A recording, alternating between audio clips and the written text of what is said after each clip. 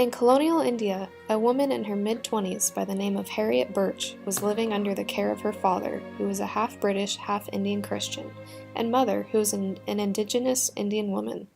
Harriet Birch fell in love with an Indian man, who was not Christian, and ran away with him to elope.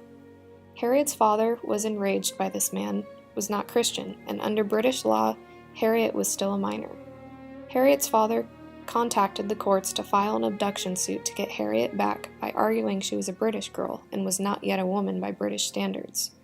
A British girl was said to be a woman by her mid-20s, and were typically considered less sexual. Indian women were said to be more sexual in nature than British women, and were considered women in their mid-teen years. Eventually, the courts decided that since Harriet was more Indian than British, she was an Indian woman, which meant she was not a minor and not abducted. This case shows the blatant racism and sexism in British imperial India. The notion that Indian women were more sexual and hence sinners and harlots in British Christian eyes was prejudiced stereotyping. This is an anecdotal example of colonial racism and sexism towards Native women.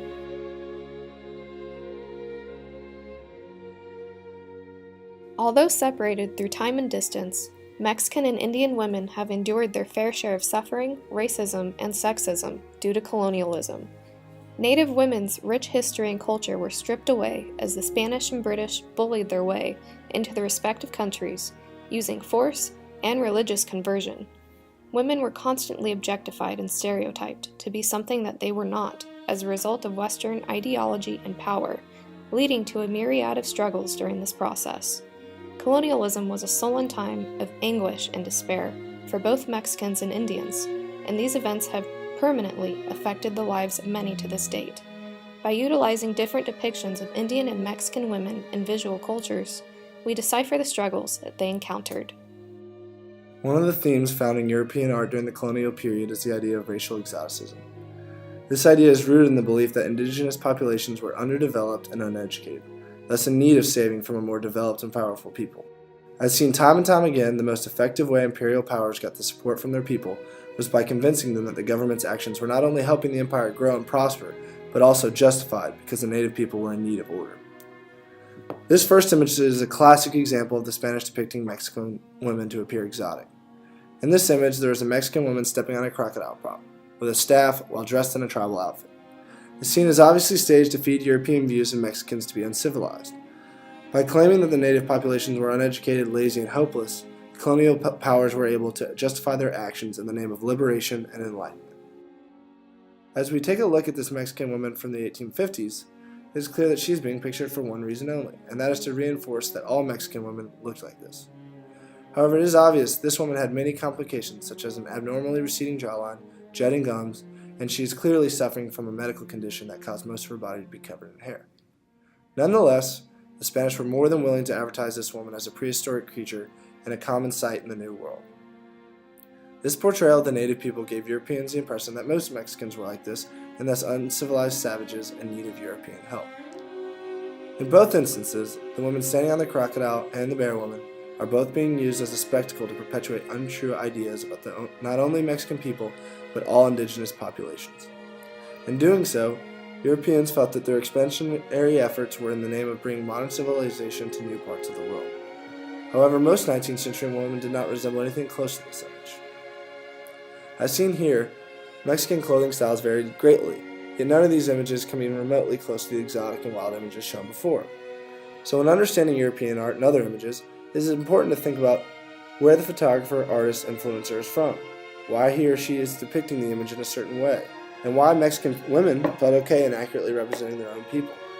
All these topics are very complex and interesting, and as we will talk about later on in the film, the Europeans exploited this image in order to push their own religion on the native peoples.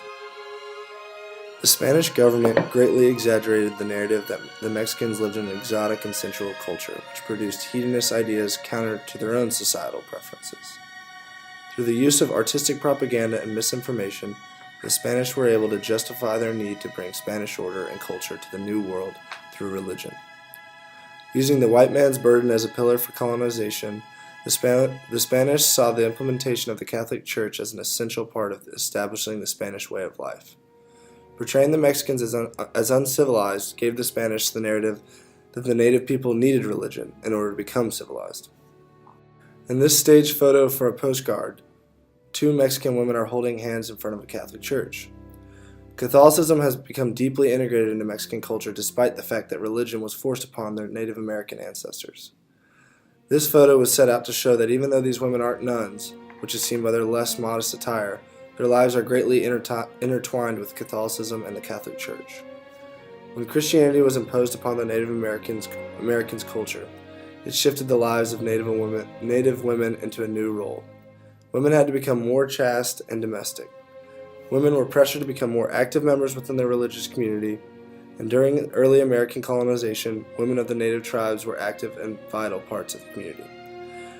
Though previously they were not thought of as perfectly equal to their native male counterparts, the occupation by the Spanish culture created much stricter social guidelines as to how women should behave. However, unfortunately, the women of Mexico are just one of the many female groups in the colonial period that were disadvantaged.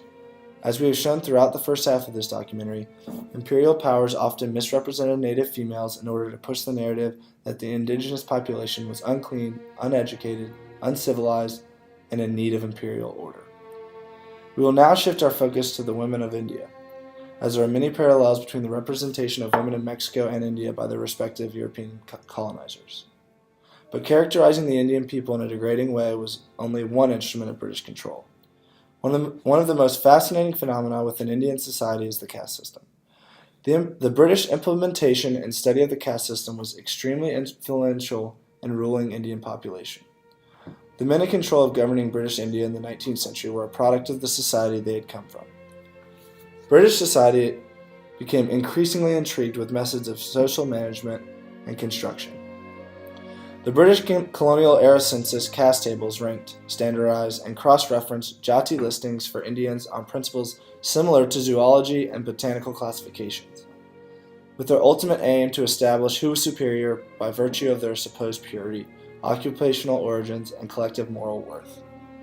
Although the following images are not entirely centered around caste identity, each of them highlights the differences between social ranks.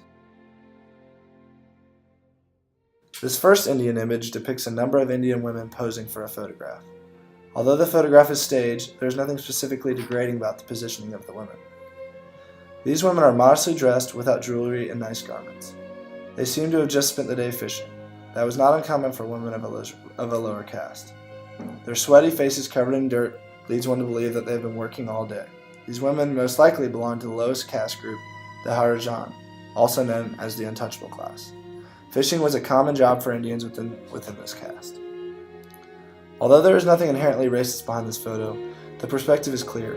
The photographer purposely portrays these Indian women as poor, unclean, and in need of help. Coming from that perspective, one may feel that the photographer, who is more than likely British, was doing a good thing in shedding light on this tough life. However, it is important to realize that the British were invested in separating Indian society so that they could control the population more effectively. As we discussed throughout this film, it is very common for imperial powers to characterize the indigenous population as less in order to justify their actions. It was no different with the British Empire in India. With the British came their Western values, which were deeply rooted in a male-dominated society.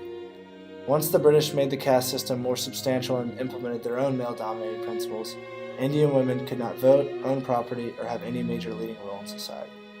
In order to have ultimate control, the British not only divided Indian people by caste, but also by gender. Over time, Indian society adopted these customs, which ultimately diminished the role of women in India. As we look at William Johnson's photograph, Bhatiya Woman, we see three women who belong to the Kshatriya caste, which was known as the ruling caste in traditional Hindu society. Although these women are nicely dressed, wearing toe rings, bracelets, and other jewelry, it is important to recognize that these women, who were categorized only one level below the Brahmin caste and considered among a high caste themselves, had little to no rights within British society. Going even further into the image, Johnson is attempting to portray these women as sensual. In looking at their posture, facial expressions, and overall representation, it is likely that Europeans saw this image and were intrigued by the extravagant garments and lack of shoes. In depicting high caste women as sexual and exotic beings, Johnson and many other British photographers devalued even the most respected female populations within Indian society. The idea of caste, which was not of great importance to the Indian peoples, nor was it institutionalized, was of the utmost importance to the British. Great Britain's creation of the colonial caste system is paramount in understanding the degradation of women in India. By ranking all Indians, the British immediately planted their status as the dominant beings in society. For all castes, even the highest, were below being a British citizen. Now in this photograph, we're going to look at women who are among the highest caste, the Brahmin caste. In this specific image, we can clearly see a distinction of status and dress. It is possible that this photo was not staged, as women in the caste generally dressed more lavishly and had more jewelry on their body. It is true that women of the upper caste did have higher authority over men and women of lower caste groups, but within her community and household, women were still dominated and discriminated against by men. As the British continued to rule over India, Western policies and practices made it more difficult for women of all classes to have a say in daily life. The ideology of men being superior while women were domesticated at home became more prevalent as the British imposed their European values into India. The idea of sexism is apparent throughout all castes of India and is even visible in Hindu epics such as Ramayana. When Lord Ram fights against and defeats the demon king Ravan for abducting his wife Sita, people often overlook and tend to ignore the fact that Lord Ram ultimately disowned Sita after winning her back because her purity was in question. This is just one example in which Indian women were treated poorly. In order to understand just what the caste system truly meant, it is important to step back and think about this photo from a farther distance. The Brahmin caste was the highest and most respected group of Indian people. Yet in the eyes of a colonist, even the Brahmin caste would never be truly equal to a natural-born citizen.